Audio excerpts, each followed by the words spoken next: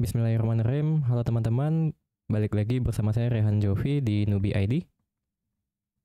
Nah, di video sebelumnya kita udah ngebahas tentang rate limiter ya. Jadi kita udah bisa ngelimit semua request itu satu counter gitu. Nah, cuman masalahnya adalah kalau seperti itu kan berarti sistem kita kurang bagus ya. Nah, kita tuh pengennya sih rate limiter, kita nge-rate limit untuk setiap klien. Jadi klien-klien tertentu itu atau misalnya jika klien ini udah habis kuotanya, dia nggak bisa nge-limit lagi gitu. Counternya udah sesuai dengan maksimum limit, maka dia udah nggak bisa nge-hit kita lagi. Tetapi klien yang lain itu bisa. Contoh, nah sebelumnya kan kita bikin kayak gini ya. Nah gimana kalau misalnya ada klien lagi nih di sini. Nah ini requestnya ke 6 misalnya. Nah yang dengan arsitektur kita sekarang ini nggak bisa. Ini bakal ditolak juga. Bakal dapatnya response to many request. Nah, jadi kita akan nge-fix ini biar klien yang ini itu bisa dapat ya valid request gitu. Ini valid request, jadi bukan too many request lagi. Gitu. Nah, ini yang akan kita kerjakan pada video kali ini. Silahkan buka text editornya teman-teman. Oke, nah di sini kita udah ada function reset ya. Ini saya coba zoom in lagi. Nah, function resetnya udah ada. Ini is allow-nya. Nah, jadi di sini kita akan coba adjust request-nya ini. Nah, gimana caranya? Mungkin kita akan tentukan dulu ya. Apakah via IP address atau via API key. Nah, kalau saya sih untuk demo itu lebih enak API key karena kita bisa custom nih API key-nya apa. Karena kalau IP address di lokal saya juga IP address-nya sama gitu kan ya. Nah, jadi nggak bisa. Nah, jadi kita lebih enak pakainya API key. Nah, di sini saya bakal bikin map string. Nah, di sini ada map string, artinya kita tuh pengen datanya tuh nanti seperti ini.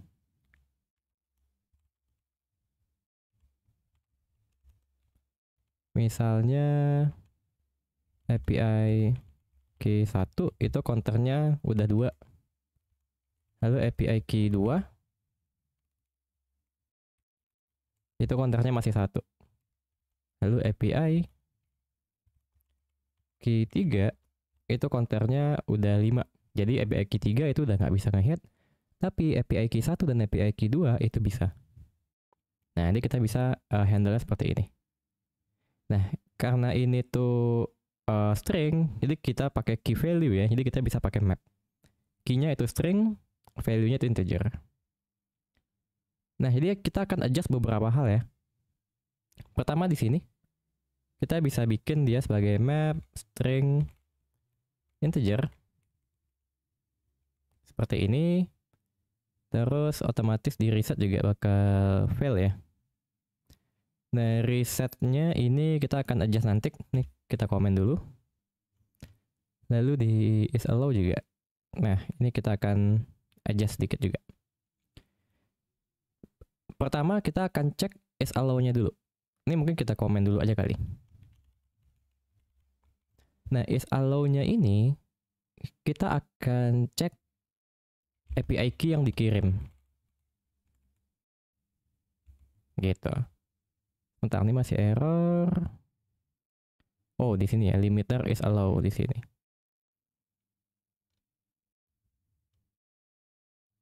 Rate limit. Oke. Nah, di sini kita akan tambahin nanti. Kita anggap ini string kosong dulu aja biar dia nggak error ya.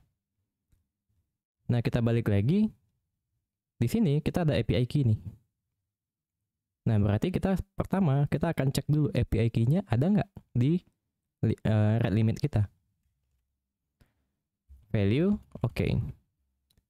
R.request, ada nggak API key-nya? Kalau misalnya dia nggak ada, berarti kita anggap ini pertama kali dia request gitu kan ya. Nah, berarti dia boleh nih return true. Nah, kalau misalnya return true, berarti kita harus isi request-nya sekarang gitu. Jadi request API key Ini kan ini udah dapat value-nya ya. Atau mungkin kita bisa bikin counter atau langsung aja deh. Request API key itu sama dengan 1. Karena value-nya integer ya. Atau kita bisa bikin plus-plus juga sih. Gitu. Atau lebih enaknya sama dengan 1 aja biar kita isi. Nih. Kita isi dia. Atau ya kita bisa bikin juga var counter sama dengan 1 lalu r.request API key sama dengan counter ya, sama aja gitu ya. Nah, tapi kita udah berhasil bikin yang ini nih. Kalau misalnya dia belum ada. Nah, kalau misalnya dia ada, kita cek. Nah, di sini bukan request lagi, tapi value-nya. Value-nya itu udah melebihi limit atau belum? Kalau misalnya udah, maka return false. Kalau misalnya belum, nah di sini kita bisa request API key plus plus. Atau ya bisa aja sebenarnya v plus plus terus ini sama dengan v gitu, sama aja. Lalu di sini kita pakai. Nah, kira-kira seperti ini. Nah, ini kita belum ada bikin resetnya ya. Jadi kita akan coba apakah dia udah berhasil masuk ke requestnya atau belum. Nah, di sini kita akan coba fmt print line. Kita akan lihat r.request. Mungkin kita bisa bikin fmt printf aja.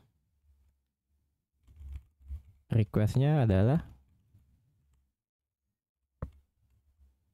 r.request. Nah, seperti ini. Nah, untuk API key-nya kita akan ambil itu dari header.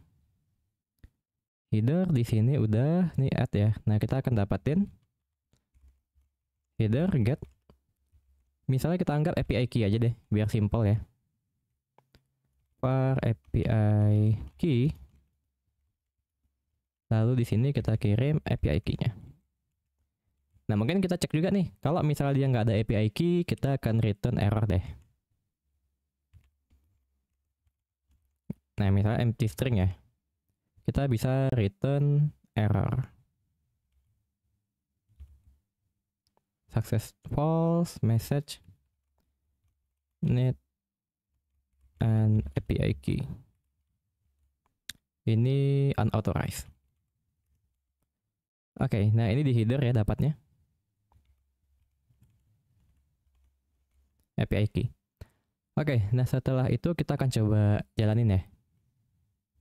Ini saya zoom out, kayaknya bakal error, bukan error ya, tapi bakal nge-crash gitu terminalnya. Jadi kita akan coba. Oke, sorry, ini resetnya aktif, kita akan hapus dulu. Oke, kita akan coba lakukan call ya. Oh, ini masih bermasalah nih terminalnya.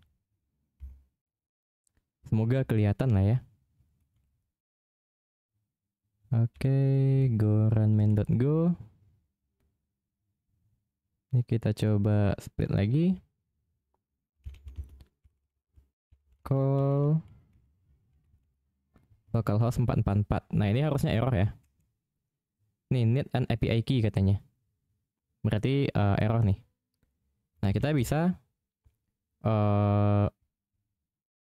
bikinnya seperti ini. Minha API key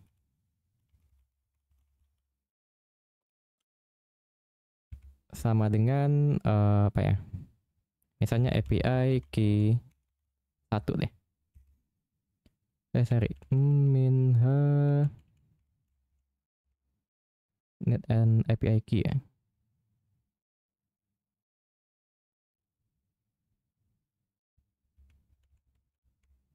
Bentar, kita coba cek lagi. API key adalah Oke, sebentar. Oke, sepertinya saya tahu errornya di mana. Di sini, W itu adalah response waiter ya. Jadi kalau kita coba log nih, saya coba tadi log ya. Saya coba tambahin log, API key dia memang kosong nih. Karena W itu yang kita pakai adalah response-nya. Jadi kita harusnya ngambil itu dari request. Nah, ini error. Kita coba request titik header titik get API key gitu. Nah, oke, kalau udah kita coba lagi jalankan. Sudah, nih kita jalankan lagi. Nah, oke, udah masuk nih. API key 1 request map request masuknya ini. API key 1 tuh counternya baru 1. Jalanin lagi. API key 1-nya tuh udah 2. Lagi 3, 4, 5. Nah, harusnya ini ditolak nih. Nah, too many request. Success false. Ini masuk. Nah, jadi untuk API key 1 itu udah nggak bisa dipakai lagi nih. Nah, kalau kita ganti dengan API key 2, nah dia true. API key 1 itu counternya udah 5, sedangkan API key 2 itu counternya masih 1. Coba lagi. Nah, ini harusnya gagal. Nah, too many request. Nah, kita udah bisa nih bikin dia sebagai menggunakan API key nih sebagai parameternya. Jadi nggak kayak kemarin ya, kalau sebelumnya itu di video sebelumnya kita pakai global counter, yang mana artinya yang penting di request yang masuk di server itu maksimal 5 gitu. Nah, kalau sekarang kita ubah. Satu orang atau satu klien itu hanya bisa akses 5 kali dalam 1 detik atau dalam 1 menit misalnya. Gitu. Nah, jadi bisnisnya udah berubah nih. Yang awalnya sistem kita tahan untuk nggak nerima banyak request. Kalau sekarang kliennya yang kita tahan. Dia nggak bisa ngirim banyak request. Gitu. Nah, sekarang ini udah oke ya. Cuma masalahnya adalah ya kita kan nggak mungkin biarin dia false source ya. Sekarang saatnya kita melakukan reset terhadap requestnya. Ini kita aktifin. Saya zoom lagi deh. Ini mungkin kita bakal pakai satu ini aja kali ya. Jadi nanti saya bakal pindah-pindah terminal aja biar untuk ngeliatin ke teman-teman. Oke, di sini API key saya matiin, reset. Nah, function resetnya atau code resetnya di sini ya sebenarnya ya. Nah, kita di sini tuh bisa aja karena ini fix window. Artinya semua API key itu bakal di reset ke 0. Jadi sebenarnya ini lebih simpel, kita bisa matiin aja gitu. Nah, ini udah selesai, udah nge-reset artinya. Kita coba lagi. Ini saya buka terminal aja. Sorry.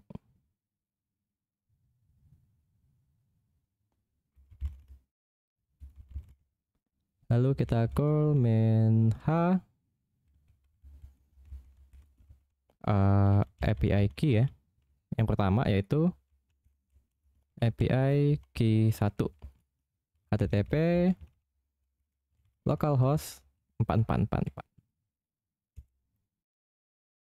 Oke, nah ini karena pakai Windows, kita bisa pakai PowerShell. Nah, oke, berhasil. 1, 2, 3, 4, 5. Ini gagal. Too many request ya. Ini udah masuk nih. Lalu kita akan coba pakai API key 2. Nah, API key 2 juga udah gagal harusnya. Oke. Nah, ini di reset nih. Kalau teman-teman lihat, ini udah ada masuk nih log resetnya. Berarti kita coba cek pakai API key 2, harusnya ini udah berhasil. Nah, udah sukses tuh. Requestnya itu balik ke kosong. API key 1 juga udah bisa. Nah, ini reset lagi, berarti API key 1, API key 2 udah kosong. Gitu, baru masuk nih requestnya. Nah, berarti kita udah berhasil bikin API rate limiter yang menggunakan API key. Nah, jadi kalau teman-teman udah tahu base-nya ya, atau base dari window fix itu, fix window itu, kita lebih enak nih nge-customize-nya gimana gitu. Nah, selanjutnya dari video ini adalah kita akan coba pakai slide window, tetapi kita akan coba langsung combine dengan menggunakan API key langsung. Jadi kita nggak global dulu, tapi kita langsung spesifik aja. Karena teman-teman udah punya basicnya nih. Dari awal global, terus pindah ke spesifik user. Nah, berarti selanjutnya kita bisa langsung implementasi untuk yang spesifik user.